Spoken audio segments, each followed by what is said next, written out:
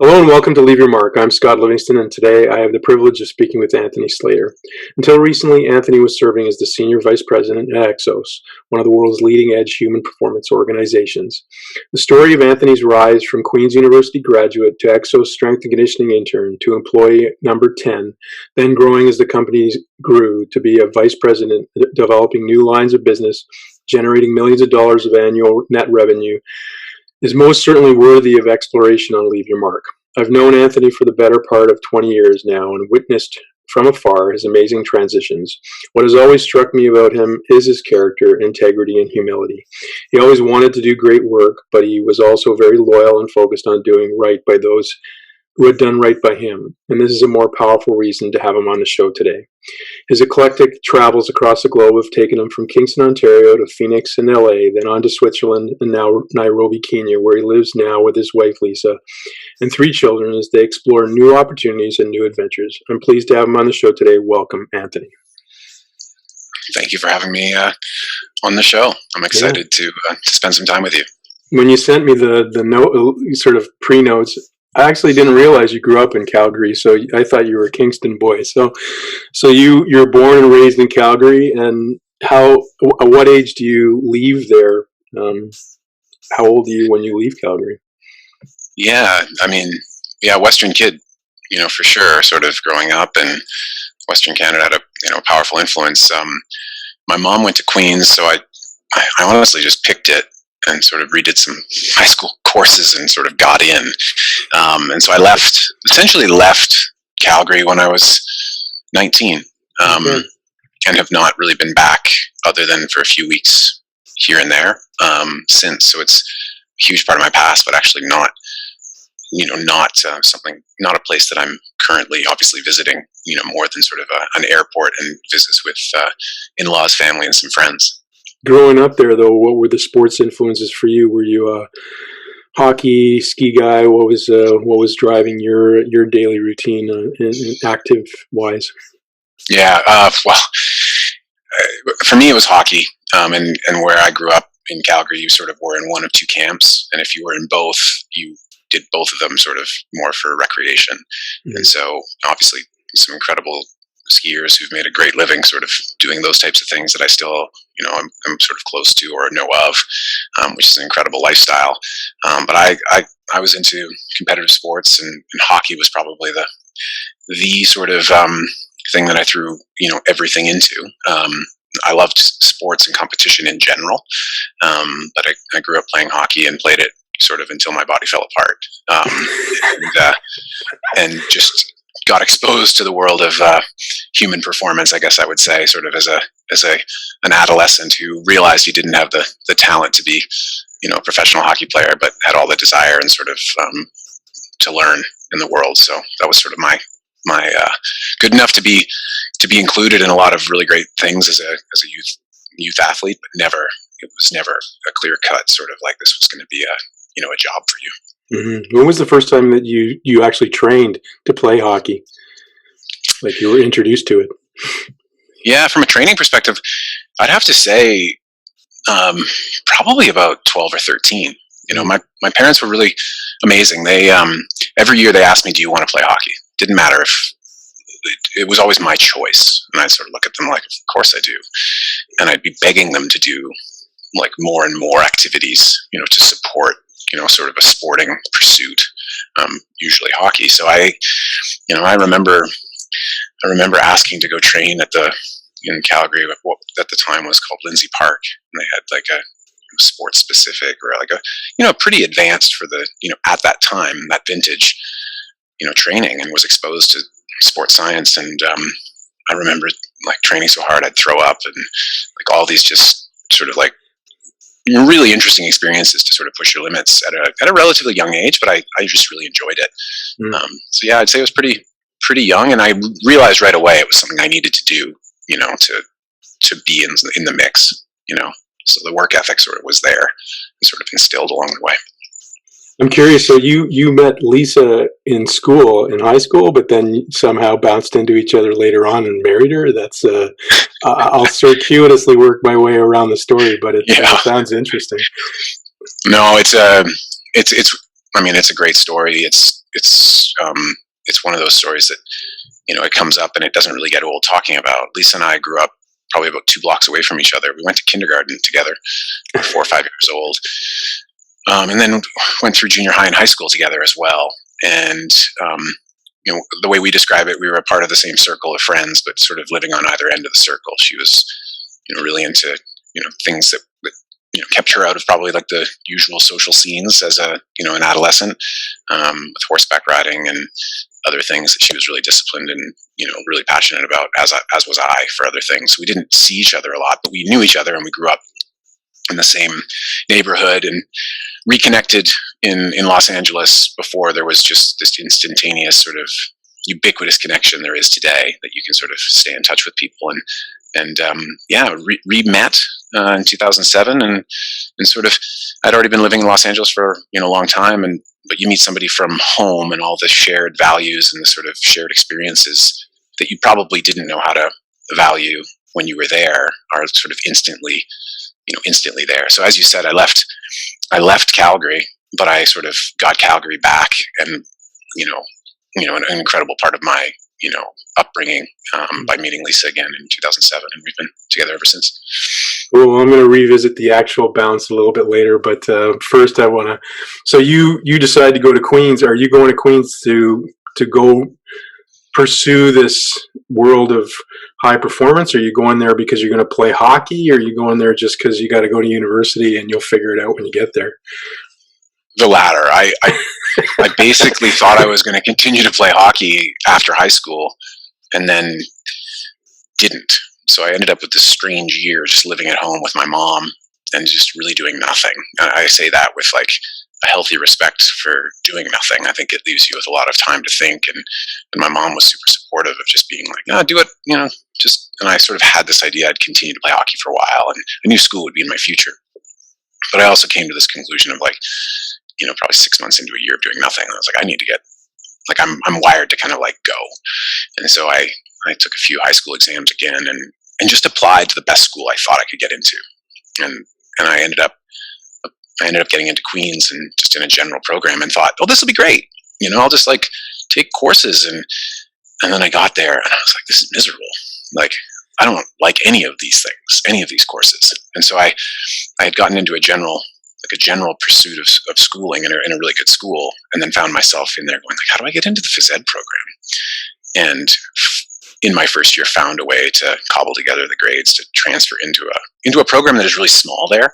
It's sort of like a high school class, or it was. I know it's matured, but so I sort of went with one intent, and then sort of kind of like a Wizard of Oz, like realized everything that I wanted was probably what I should have gone to do in the first place, but got into that program and sort of rekindled what I would say is just an interest in the human body and sort of the potential of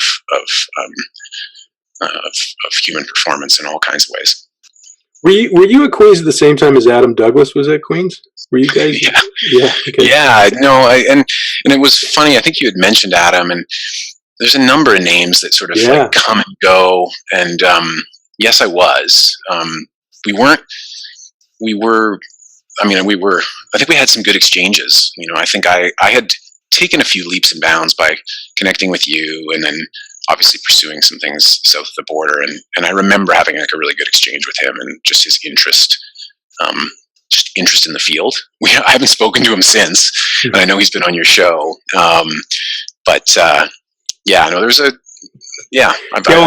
curious when you're at Queens, because I sort of know the answer to this, but I'm also interested in what your answer is to it. But there's obviously been something about that, the earth there, instigating something, because you have somebody like Adam, yourself, Dale Lablands. There's a bunch of people who've come out of there who are quite talented in this industry. And I know Rodney being there, Wilson was an influence of people to a degree in what was going on. But what what did you fall in love with when you started doing human performance stuff, and what was really the catch, the hook that caught you? Well, I'll just spend just 30 seconds on Queens in general, kind of like leading into the, I think it's an interesting the school was really interesting. I'm less connected to it day to day now, so it has changed like any institution. But as I said, it was a really small school. So, there's only 300 or 400 kids in the school of phys ed, all years when I was there. And so it didn't take much, I think, to have an interaction with somebody. And generally these were people who were pretty high performing students who, if they saw something they were interested in, they took action. So the names you mentioned, there's also Jenny Noyles, Kevin Elsey, and a number of other interns and people who've sort of followed, Ryan Beamish, others who've come down and spend time, kind of in and around me and others. So I think it just created a path that allowed other people to sort of, walk down and kind of explore. Personally, I think I think there's certain things you find you have sort of an aptitude for and you love, and that's when it's sort of dangerous, right? Like you get to do something that like the learning, the proficiencies sort of come quickly. And, you're like, oh, I really like doing this. And so I don't know if it was one thing or if it was just relief to get away from some of the content that I just wasn't very good at. I think for me, the idea of kind of the applied sciences and from a coaching perspective is there was a lot of human interaction in coaching. You were applying kind of science, but you weren't, at the molecular level, which I always struggled with. And so it was a place where you could be really exploratory and kind of apply it to yourself and others and still have respect for the scientific method, but also kind of have the excuse that like, I'm going to try this because, this might get a better result. And that sort of mix led to, a way that you could explore and sort of do it. And that, I think, spending time in the gym and like figuring out how to like get better and help others get better, like that just creates good energy, So I think that environment there allowed for that at school. So how do you discover some of the things that you start to investigate, like coming and visiting me or going down to EXOS to do, like obviously not everybody does that, and I think that that's a tribute to your career path that you kind of jumped out there and sort of looked around and took the chance or the risk to connect with people. Why and how? It's a really good question, and one that I think I'm a little bit clearer on at this age. I think there's just an entrepreneurial element to me, which means you just take action. You sort of you need enough information and enough sort of data to like make the next decision, and then don't get too worried about if you have to come back from it. Specifically, then. I think most people in phys ed were like, I'm going to be a teacher. And I was like, that's not for me. What am I going to do with this degree? And sort of mixing some of the things I talked to you about with like sort of an interest in training, realizing sort of innocuously that the commercialization of sport, when you think of ESPN and you think of the rise of $1 million contracts, like all the stuff, from Gretzky to other things where this was becoming a business. And it just led me to start to explore where the investments were being made. I'm saying that with a more sophisticated eye now. It wasn't really like that, but I didn't realize you could get paid, to work with a team or to, like train, create a business in it. And so it just led me to sort of explore. And with you specifically, somebody had mentioned your name and given me a contact info. And I was like, the worst thing that could happen is, he doesn't respond. But if you're kind of interested and show a genuine sort of interest in somebody's occupation and sort of expertise, they generally get engaged. I've always been a sucker for that. If someone asks me a question because they think I have something to offer, I feel a responsibility to engage. And I think I probably wouldn't be sitting here. You never know those decisions, but if I hadn't reached out to you and you hadn't sort of welcomed me to take the train from Kingston to Montreal and spend a few hours with a very impressionable young adult, you never know what decisions would or wouldn't have happened after, which is part of the reason I wanted to do the show, is to say thank you. So you're welcome, and it's always been a pleasure to run into you and to connect and stuff, and I felt that from the day that I met you. But I'm just curious. I don't need the sort of pumping of my tires, so to speak, but the idea of when you came there and you walk into the Montreal Canadiens dressing room being a hockey kid and you're like, what was it like what hit you when you walked in and stuff? Yeah, I think, I mean, I'm an ambitious person, so not knowing what all options were out there, to realize that that could be like an opportunity, to do something like that that could still connect me to something I loved, but that had been sort of in some ways taken away from me, either by the fact that I just didn't have the talent or ability to do it, or that like just the ability to just sort of pursue it physically, had been sort of removed. I'm always someone who will try and find the next path. Mm. And so walking in, I was like, wow, this isn't exactly the same, but this would be pretty cool, and sort of left it open as like, okay, so this is really an option. Well, I got in the dressing room here by making an email and a phone call. I'm sure I could figure out what the path would be if this was what I wanted to do in the future. It was sort of enough of a spark, and also just like as a kid, you're like, this is the Montreal Canadiens dressing room, and I'm a Canadian kid. Like that's like that's a cool field trip on the best of days. Yeah, for sure. So shortly thereafter, I don't think it was very long after, you went down and did an internship at Athletes Performance at the time, now known as EXOS. So you go down, you do your internship, and not long after your internship, you get a job offer. Tell me about that whole process. Like, is that to some degree your willful desire to just jump in the pool and see what's happening? Because I think it went Phoenix, and then you took they were opening a new place in LA, and you just went there and did it. Yeah, Canadian kid from Calgary gets down into the crazy world of performance, so to speak. Well, I think look, luck is in some ways the residue of good planning.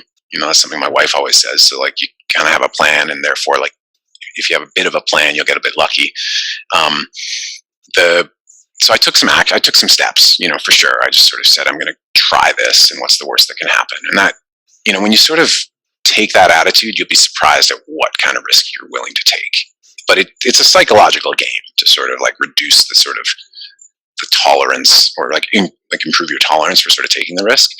But specifically to that opportunity, I saw like an article, I like pursued the internship, I just stayed on it, and sort of eventually, there's a bunch of other stories in there that are worth a whole other conversation offline about just immigration and how all the things work and don't work. But that summer, to really be clear, I just grabbed it and again, it felt natural.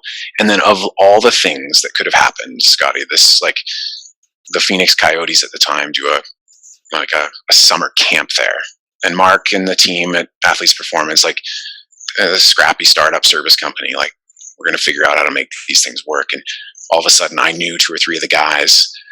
I was comfortable with them, and so I made an impact, I think, in a way that was meaningful and obvious. And so it left an opportunity sort of coming out of the internship with, okay, I had a chance to sort of prove myself kind of a little bit more out front, which then led to a whole bunch of getting Queens to help me figure out how to get my degree early, and like all kinds of favors and wonderful things that, an institution like that can do for you when you do your part as a student. So I just sort of figured, if I do this, what's the worst thing that could happen? I'm going to learn a lot. So that's cool. So the you can sort of outline it, but the opportunity to go to LA, like, probably some people don't know at this point that Mike Boyle actually went down. Mark hired Mike to go down and open this LA facility in this big complex, the basement and stuff, and you were kind of Mike's right-hand man, and you get in there and you start working down there, and then a year into this thing, Mike's like, my wife can't stand this, I'm going home. So tell the story of that a little bit. You get down there, you're kind of, you're new, you're still learning on the job, and you're with this institution, Mike Boyle, that people know, and you're learning from him, and then all of a sudden you have to sort of take the wheel as he goes out. Walk me through that a little bit, and how that sort of ran, or what you learned about yourself in that process. Yeah, the themes are the same, right? Like, take the opportunity and just, assume something good is going to come from it. I didn't know Mike, like, other than sort of what I'd read.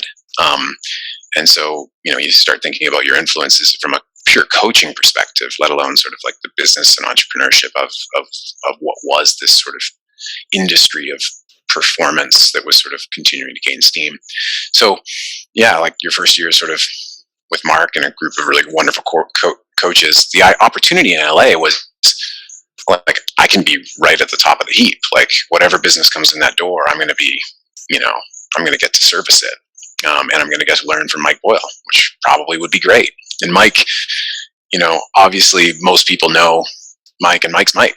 He's incredible, and we are not in touch the way that we probably should be. But he was incredibly powerful as an influence, and as an incredible leader about setting standards and being able to really make a difference. And you don't need a huge interaction. Anyone who's had an interaction with Mike to have him make an impact on you.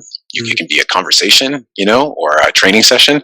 And I lived with him, so I lived in the house with him, with Shad Forsyth, and we would get notes on white or yellow pieces of paper about what programs we were going to do. Sometimes he'd be in the office, sometimes he wouldn't.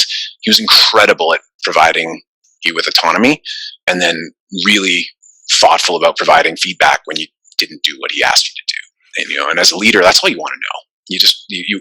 Or when you're following somebody, you just want to know where you stand, and you want it to be consistent. And Mike has always been consistent in that interaction, from my understanding. It was incredible. It was a great experience. So yeah, within the 2 years, those are the standards of coaches you're sort of exposed to. So it's kind of like catching a bit of a streak touchdown pass kind of on your first couple plays. So yeah, I got a good head start. Well, when you find out he's going to leave, are you saddened by that? Or are you like, oh geez, what's the energy going through you at that moment? No, I think I like the ball.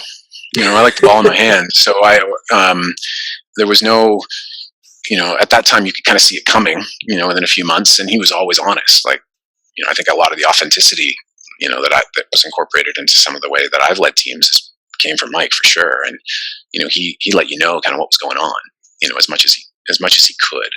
His integrity was great from that perspective. So myself, Shad Forsyth, Omi Iwasaki, like other guys that have just been phenomenal in this space. The three of us were like, we can make a business of this, and we can probably make an impact. And so we sort of bonded together and created the core of a small team in that facility that I think would rival any sort of just working environment, to this day that I've been in, as far as just pushing each other and like trying to get better and letting the work speak for itself. And, it really was probably where I appreciated doing good work with great people that push you. Like that's ultimately the pursuit that I've continued to just have. And so we just cobbled it together and treated every athlete, whether they were a $10 million contract or somebody who was, 14, we tried to treat them the same and give them the same experience. And I think I'm really proud of that. And it was a fun, no one checked on us in a way where you felt like you could take risks and try things. And if you messed up, you would just come back tomorrow and be better. So Mike leaving probably just let us accelerate that, not in a way that he was smothering, but it was more like, we're just going to like accelerate even further now. Yeah, can you share a mess up story that you learned a lot from when you were down there, that you recollect, something that you tried and then just with that was a bad idea or something like that? Yeah, I mean, I think it's become sort of cliche in sort of innovation and all these things that like you have to fail and you have to like push yourself, and there's almost sort of a connotation to it now that is not as but it was sincere. Like if you're truly trying to help somebody, then you have to try and push the envelope a bit. So I have lots of stories of probably injuring people, as a young coach, trying to push people or try something new.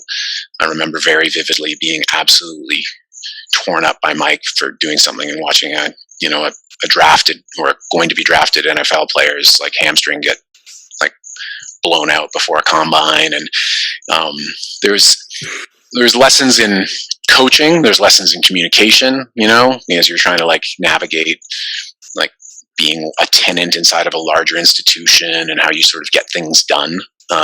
So specific examples were probably just the like watching like a master coach coming and watch you and they'd be like, that looks horrendous. Like, what are you doing with those athletes? And being like, oh, I'm trying, man. I don't have as many hours as you, And so you'd be sort of judged in moments, and even though you were trying really hard to get better. Look, if you're not pushing, it's probably, it's pretty difficult to get better. Well, that's the reason for sharing and asking that question is, the people listen, there's often younger people, and sometimes people are afraid to just explore and do these things. I think one of the things that I want to come out of this conversation for some people, and that I've admired in you, is your tenacity to just keep trying and going after it and seeing where, chasing the tail of whatever it is and enjoying it for what it is when you're in it, which I think is a really cool element of you, so to speak. So you're down there. My understanding is, and you can sort of elaborate on this, is you shift from this kind of athlete performance framework, and Mark writes a book called Core Performance, and he starts to establish sort of a corporate arm of things, and you get into that. And I always remember meeting up with you in this state-of-the-art facility with all these kinds of bells and whistles and the Kaiser and the balls and all the toys that you are now running in Santa Monica. So you're right down by the beach, so to speak. You're running this performance place with sort of the executive athlete phenomena starting and stuff. So tell me about that startup and what that was all like for you.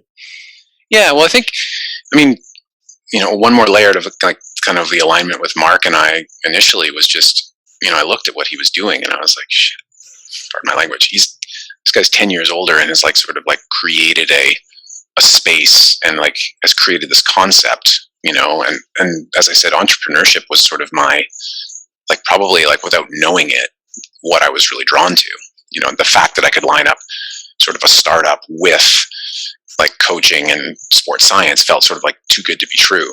And so I made it really clear that I wanted to be on the, like where we were going to be as we pushed into new markets. I think a lot of people think it's a good business to train athletes still, I think. And it's a tough business. It's not a big business. It has all kinds of, it has a really like glowing sort of exterior, but it's a tough slog, as you and others know.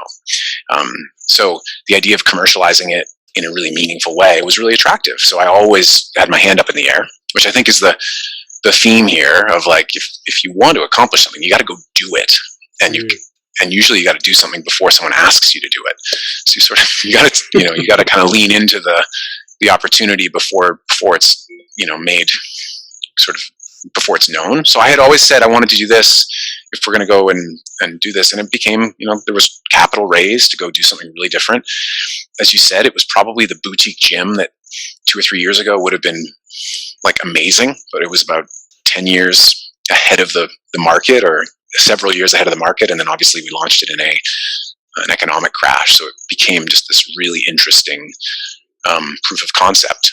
But yeah, the opportunity to figure out what it meant to run a business, and to think about how to move human performance into adjacent markets or markets that could be, relevant, for that was really interesting, and quite honestly set me off on a whole other journey for the next 10 years. And although it was a really painful couple of years, when you think about, the recession at that time, it was, it's learning that you never lose. Mm-hmm. Yeah. That's the springboard, I think, for what becomes more of your career. So you start out as a performance coach, and that's kind of something you fall in love with and you're enjoying. So you just start to discover this entrepreneurial spirit in yourself.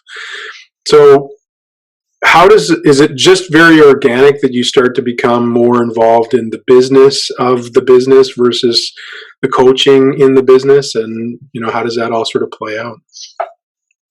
Well, I think it can feel like a cliff if you don't have like a transition, and fortunate for the situation, like the ability to come across sort of in a function into a new business. So I was still coaching as I was exploring it. but then opportunities started to come at me. I think that the theme that's worth just sort of pulling out was, at a certain point, I realized coaching athletes was great, and I loved it, but they stayed the same age. So like if you do a combine, or if you have an off-season group of hockey players and you keep getting older, sort of like there's something there. Even in the first 5 or 6 years, I was like, okay, this is interesting. Like, I've got to think about this if this is all I'm going to do. 2, they would leave. And what I realized was that I was having more of an impact, or was gaining more from the people I worked with. And I didn't think of it as any different. Like, I thought of like the interactions I had with my teammates, or people that were on my team, or people that I worked for, as being, we're just coaching each other. Like, if the culture is set up right, like, you are basically coaching each other and just getting better. So you start to realize the contact time you have with like a teammate is all year long, every day.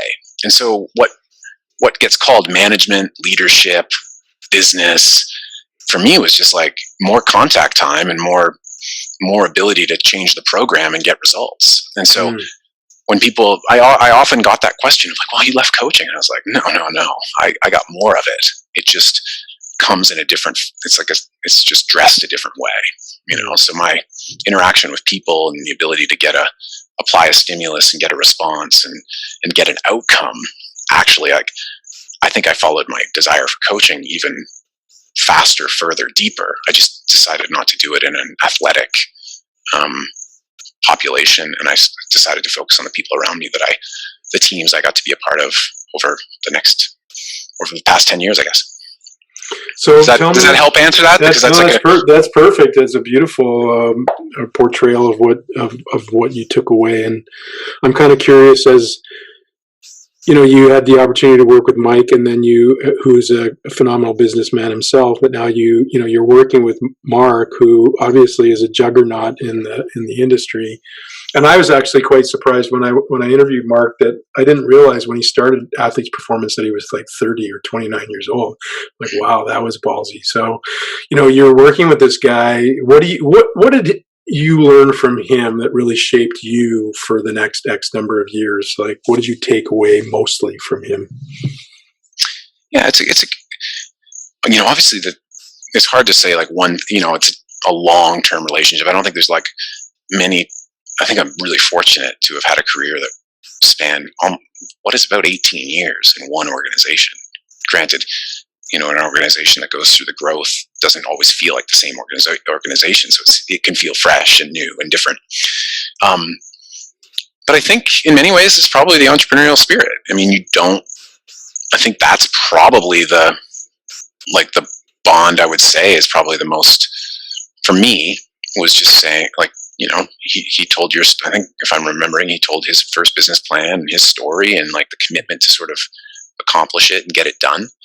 And so I really, I respect and admire the willingness to take that chance, and the willingness to bet on yourself, and to trust the people around you to get it done. You don't get there without being able to really empower people to, execute something and or contribute in a really meaningful way. And my journey, within that team and family was one where I had incredible opportunity to just go, and that's unique. And, I'll be forever grateful for the opportunity to sort of have an idea and then go make it happen. Awesome. Not everyone has that. So you're in LA now. I need to hear the story of how you reconnect with Lisa and fall in love with this lady. So you grow up with her, but now you bounce in. Why do you bounce into her in Los Angeles in 2007? Just out of the blue, or? Super quick story. I went home one weekend, and I talked to a buddy, and he was like, "You must see Lisa, 'cause she was just home in Calgary the weekend before," and I was like, "Actually, no, I don't. I didn't even know she lived there." And so, July 2007, came back, looked her up, gave her a call, and we, reconnected and just sort of like refound a friendship. And sort of, over the next year, we just, I guess it was just sort of a timing and kind of meant to be thing. So we I remember going up. I was living in Hermosa Beach at the time, and she was living in Santa Monica, and went up to go have breakfast with a buddy of mine, and just like, I guess the next things, you just, you know, you have a relationship already, so there's just like, it's really easy. It's not like you're like, you're not asking someone out on a date. You're saying like, let's get together. So it just felt sort of natural and organic, and what in some ways just kind of a relief. Like, I felt at home in Los Angeles. I really did feel at home, but I didn't have any home with me. And so it was sort of just like a kind of a lottery ticket where you get kind of both in one shot, even though you didn't ever think that was going to happen. So, yeah, really a wonderful, like I said, a wonderful kind of story. And we reconnected, on a couple of visits with friends, and it was yeah, I guess the rest is history. So what is she doing professionally at that point? She's into her career? She's super accomplished, and the part of the attraction I think for both of us, it'd probably be better if she was on the call to validate it, but was neither of us really needed each other. We were both professionally driven, both on like successful tracks and accomplishing a lot. And so there's something wonderful when there's like this independence, but you just want to be around the other person. And so she had been at London School of Economics and USC, completing a program, early 2000s, and it was in corporate communications, PR, and biotech and healthcare, and has pursued those spaces in really great ways, and has had an incredibly interesting career, which is why we're here in Kenya.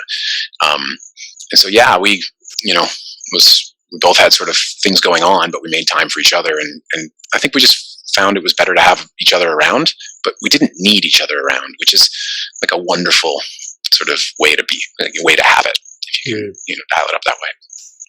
So this is around about the time I think I get a phone call from you asking for my thoughtful wisdom around a job opportunity that's in the National Hockey League. And so you at some point are debating whether you want to go back and pursue the dream of being a strength coach in the National Hockey League. It was actually a little earlier. It was 2005, but this is a good story, and you're talking my memory. Yeah. It's around that time anyway. So what happens there? You get this, why the momentary sort of itch to try it, and then why decide not to? Well, I mean, there weren't many. I had already sort of moved past that idea, as you said. I think the idea of entrepreneurship, the idea of like commercializing and sort of like pushing human performance in ways that probably wouldn't have been possible inside of a team, felt like I'd left that behind, or I was excited to sort of leave that behind, because the ambition and the sort of risk that Mark was willing to take to sort of push the envelope, as a business, was really interesting. That said, I believe, based on, and I can't remember exactly how this went down, but I think Mike Barnett and Wayne Gretzky had reached out to Mark, and credit to him, like that's an opportunity, especially if it's Wayne Gretzky. I think it was 2005 with the Coyotes, is going to kind of give you a chance at an opportunity.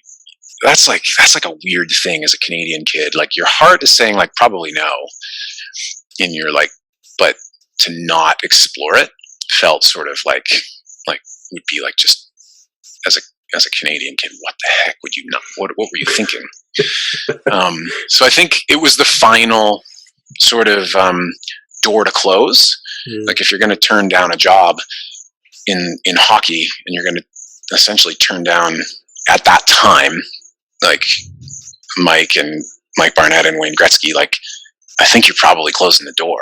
And so I explored it. I had I'll never forget getting a phone call from Wayne Gretzky on my cell phone and having dinner with Mike Barnett, and credit to Mark Verstegen for sort of letting it happen, and then, being compelling enough to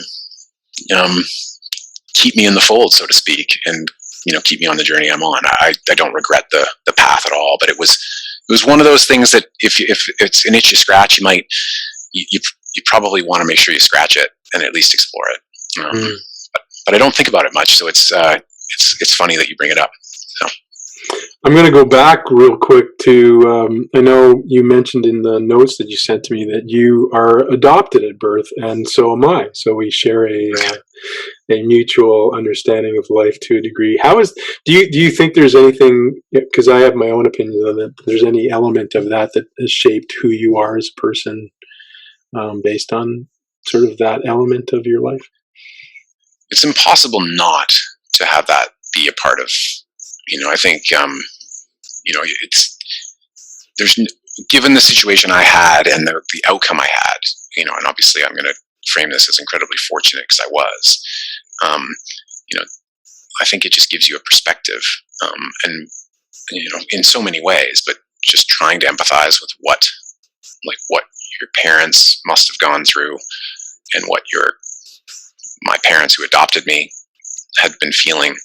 And then the openness that my mom and dad had about it, and just the way that it sort of formed like deep kind of thoughts around the value of people, the value of relationships, the value of big decisions, and the sort of implications and responsibilities without them. So it's just given me a profound sense of perspective, I think, that I don't think I can say was within me. Like, I don't think that's something that I had. Like, that's something that I was gifted based on that circumstance early, and then it compounds over time.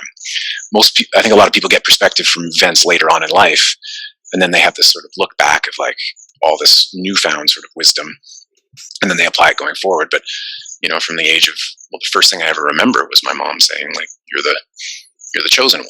Like, we chose you.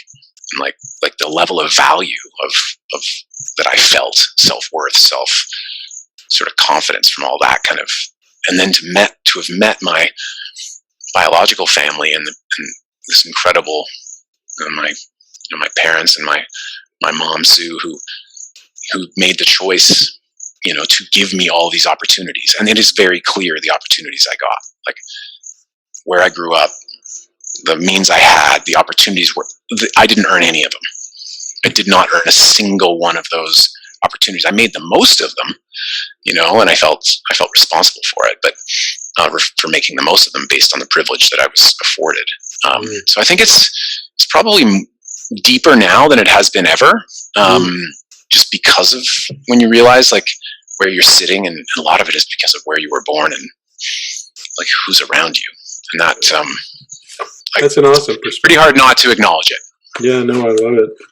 I'm going to use that as my springboard for my reading of your purpose, so to speak. So if you've listened to my podcast, you know what this is about. So you are born April 27th. You're a Taurus 9. So your purpose is to use the power of your magnetism to attract and repel whatever you desire. To learn to say no to unhealthy desires without feeling deprived, using your power to attract with good discrimination. Two souls with but a single thought, two hearts that beat as one. Maria Lovell. The perfect partners, Venus and Mars, go together like Romeo and Juliet. They fit, they complement, and they create an energy and magnetism few can ignore. People born with this energy have the power to topple countries, unite opposing forces, and get a date for Saturday night. They're the stuff of legends. The legends are made of, but what they choose is a challenge. Romeo may have found the love of his life, but what good is love without a life? They have powerful desires, and setting limits is not their specialty. It is vital in this dynamic for the Mars energy to have a positive place for expression. The Taurus 9 needs to be able to stand up for his rights and demand respect. Highly magnetic, Taurus 9 is powerful, charismatic, beautiful, and charming.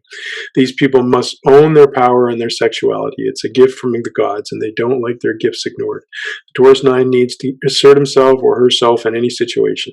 So go for the gold, ask out the girl you've been ogling in the library, and take a step closer to your dream. You have a winning combination, but you can't win until you play the game. Sounds like you've lived your truth, my friend. There's a lot said there. So, yeah, no, it's. I mean, It's an interesting thing because from the point at which I met you and have known you, I think I'm reading that it actually reads quite a lot like who you are. But I think what I liked about you was you have always, and maybe it is the adopted person in you, that you've had a humility associated with this energy that is quite powerful around you. That I think is what really is your honorable side of who you are, because I think you kind of respect the fact that this has been a gift as much as it has been something you've gathered in your life, which is kind of cool. Yeah, I do think that perspective is a big thing, and perspective and sort of awareness, which probably is like a cousin of that, of perspective, the awareness of, I think my self-awareness has increased a lot in the last few years, just based on incredible interactions with people who are close to me, that I respect a ton, that are willing to provide feedback to me and to point out the things I need to do better, the things that I can improve upon, or the things I need to do more. And so that brings brings the humility probably forward, because you can't do it on your own. And so, for as much as what you just read is probably innately true, there's just a huge amount of energy and a huge amount of desire to kind of move. There's also a very healthy respect for I can't do it without people who really compliment you, because that alone is very one-dimensional, and it requires the team, the plan, the sort of collective group of people that make things happen. And I'm comfortable leading a lot of that. I've had success with that. But man, it's fun when you get it right. It's just something you just want back. There's none of the goals or other pieces. It's just the energy of the right group of people doing the right things in the right ways. It's absolutely worth fighting for and recreating all the time. So you find yourself eventually over in Switzerland. I believe you can confirm for me, but I believe that's got more to do with Lisa's work than your work, and sort of you reconfigurate the work you're doing with EXOS at this point into some things that allows you to kind of travel and work from home and probably do what everybody's doing in COVID now, long before it becomes en vogue to do. So, yeah. And you're part of building a company that becomes very global and very big. And when's the first pinch yourself moment where you're kind of sitting there going, looking at the deal the transaction that you're creating and the things you're doing, and going, I was just a little strength coach who wanted to push weights with people and train fitness and stuff, and now I'm in this room doing this. What do you have a pinch yourself moment during all of that? It's moments like this where you sort of where you are a little bit more reflective and sort of taking just based on what you read. I'm forward. I don't really have a lot of time for a rearview mirror. It's there and I can take a glance at it, but it's mostly to apply to where I'm going. I don't want to make that mistake, or I want to make sure I apply this learning. It's not if you're driving forward really fast, you don't want to be stuck looking in the rearview mirror admiring what's in your past. That being said, I think there's elements of I think just the types of rooms that I was able to get into with with the types of work I was doing the last few years, where you're in there making things happen that you wouldn't have thought, and so the body of work was really satisfying from that perspective, because it was in its essence was an idea that you then started to pursue.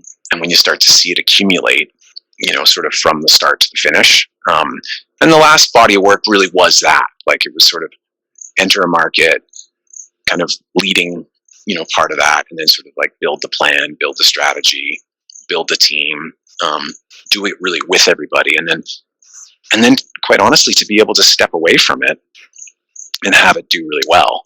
That's the ultimate compliment, right? Is, the people that you've surrounded yourself with are just great performers, and that they embody the same sort of pieces that you do. So I think the pinch yourself moments are watching people who were sort of following or interested in and now achieving, similar things. So in many ways, like leaving EXOS, to focus on family and to sort of like think about the next sort of ways I can contribute to the world, gave me that, the most recent pinch yourself moments of watching and having all these wonderful interactions with people who I've worked with and teamed with for years. And you're seeing sort of like, oh man, look at the change and transformation, with them.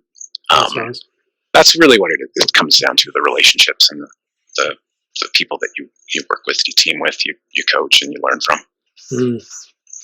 What was there any learnings you took away from actually the interaction with some of these exceptionally successful global corporations that you worked with, and like a Google or an Adidas or what have you? Like what were sort of the takeaways from that expression as an entrepreneur when you start interacting with these organizations? I think sort of similar to, I sort of equate it like obviously a different scale and size, but when you think of, the opportunity to be a part of something from the beginning, and like the opportunities that I had with some of these deeper relationships that were very, very embedded, and we're building an organization sort of that could culturally interact and create a high performing environment in someone else's culture, that still needed to, to succeed and deliver. You take, my wife and I, like, she was like, no, let's go up to San Francisco. We spent 3 years there, like embedded in essentially in Silicon Valley from 2012 to 2015, which is like coming out of the recession. There was nothing greater than these huge companies just sort of like just gobbling up the world. And so it was like a bubble inside a bubble inside a bubble. You're showing up to like work at Google on site every day, or exposed to just sort of the way that type of thinking from an innovation and design perspective, you mix that with like a desire to push human performance like forward. It's a really unique combination. So the client relationships and the relationships of the opportunities to just test and fail things there, that's where that sort of cliche sort of came from. So like everything from kind of human-centered design to being able to, really iterate and like work with incomplete kind of minimum viable products. It's a way to think about designing services and experiences, all the things that these companies do incredibly well. You had a window into, or you were in the room, so you'd be crazy not to have, hopefully taken something from it. But yeah, really, really fortunate. So it's around that time that you have twin boys, and so you're a guy who likes to look in the front window and not look in the rearview mirror, but now you have to look at the passenger seat at least from time to time and glance over. How does that affect your pushing forward mentality, and sort of how does it change you?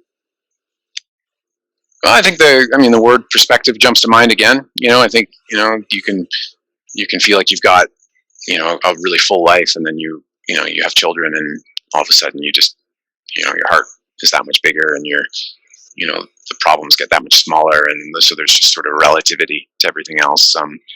I think my wife and I, like Lisa and I, have been really, really good about just trying to take stock and sort of try to align as many values and virtues that can keep us pursuing as many things as we want. We haven't had to really trade off careers. We haven't really had to trade off much of anything, quite honestly, because we've taken that time. But if you don't have a team focus when you're thinking about a family, all of a sudden you get into really big trade-offs, and you can get into sort of sacrifices, and where things aren't, there isn't the same sort of equity.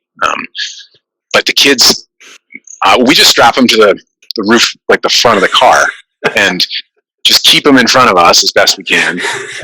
They're also the type of kids, I got 3 boys, twins that are almost 7, and another one who is almost 3, but probably feels like he's 5. They're out in front. It makes you realize just, what you lose as far as like your energy, your enthusiasm, your innocence, even when you try to maintain those things. So it's been a wonderful ride. And to do this sort of global tour with them, has been quite special.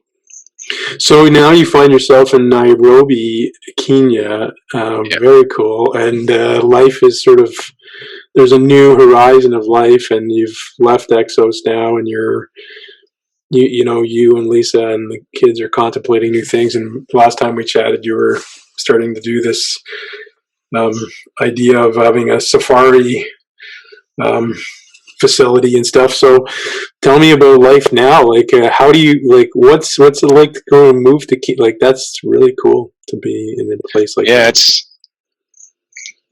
I guess the last comment I made was sort of, what's important to us now, and if this is important, we should probably pursue it. So very similar theme of like taking action against, something that you're valuing.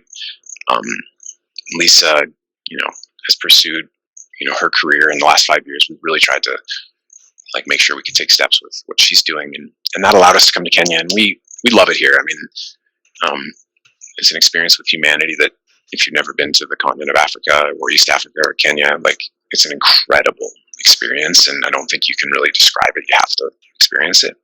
And we really wanted to go and be a part of it. We had visited before, and it really sort of spoke to us in that way. And so we've been here almost 2.5 years.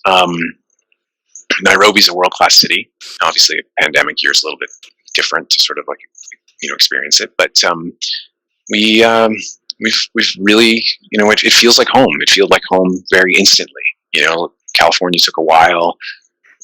Switzerland took, I don't know if it ever fully felt like home. We had a great 3 years there, but here it just felt incredible. The people are unbelievable. You're also exposed to other expats and people who are have the same sort of DNA of like making the decision to sort of move around the world. So you sort of find yourself with a like-minded set of interesting sort of adventurous people, I guess, to sort of put a label on it.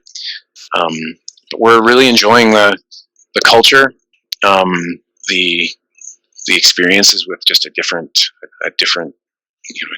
part of the world, and the family time. Like, nuclear family is something that we've just, when you start to move around, you realize the things that you're carrying, which is like a handful of belongings and each other, trying not to lose each other on an airplane. You're building relationships, between you that feel really strong. And so the combination of the culture and the opportunity, and then just the time together has been wonderful. But we're excited. She's just killing it with her work, and I'm excited now to explore, more opportunities that are probably a little more local, just to see what's available and what could be found. And the kids are enjoying all that has to offer. They think this is normal. This is what they consider to be home, other than coming back to Canada for the summer to go sit at the lake for a few weeks. So you're keeping them connected to their Canadian roots at some point. So that's cool. They think Canada is the dock and the lake. Now they're probably a little more aware that it but for a country as big as Canada, like when they were 3-4 years old, they thought Canada was when they got out of the car and they saw the lake and the dock. That was what they thought Canada was. So it was sort of like we've created this incredible illusion of like a postcard. But yes, there's a real anchoring. The further we get, the more we're connected. Sort of a strange feeling. Even though you can feel at home here, you feel, I have a very strong identity and connection to, and we have invested heavily in creating the rituals and routines in the summer to go home and bring people together, all of our family and friends to spend time. So it's although I've been an expat for 18, 19 years, it is not, it's not lost on me where I come from and probably what's inside me. So if you were in the Montreal Canadiens dressing room and bumped into the guy that walked in the Montreal Canadiens dressing room that day to meet me, what would you say to him?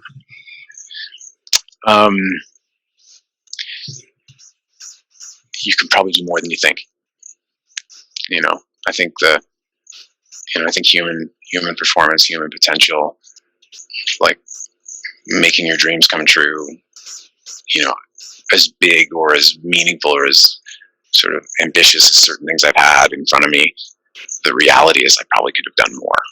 And so it's not a regret. It's more just like, if you had a chance to go back, you'd probably say like, even if it feels big or risky, like you could probably even do more. I just don't think we've explored the limits of what we're capable of as individuals, and certainly not as a connected community. So there's an optimism and glass half full with me. I can find moments the other way, but man, what is possible?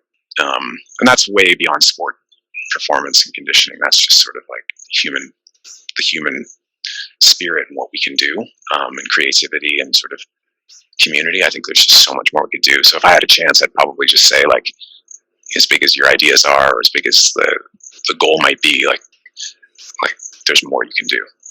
And ask another question, or find someone else to ask, like, to inspire you or to kind of like push you. Because we all need a coach. We all need a coach or a cheerleader or a biggest fan or someone who's gonna hold us accountable. So that's an interesting question. I've never thought about it. Well, on that measure, and sort of the last question, for maybe a younger performance professional out there who's listening, what would you say to them about this idea of what I kind of refer to as horizontal development, sort of looking at the other options that are out there?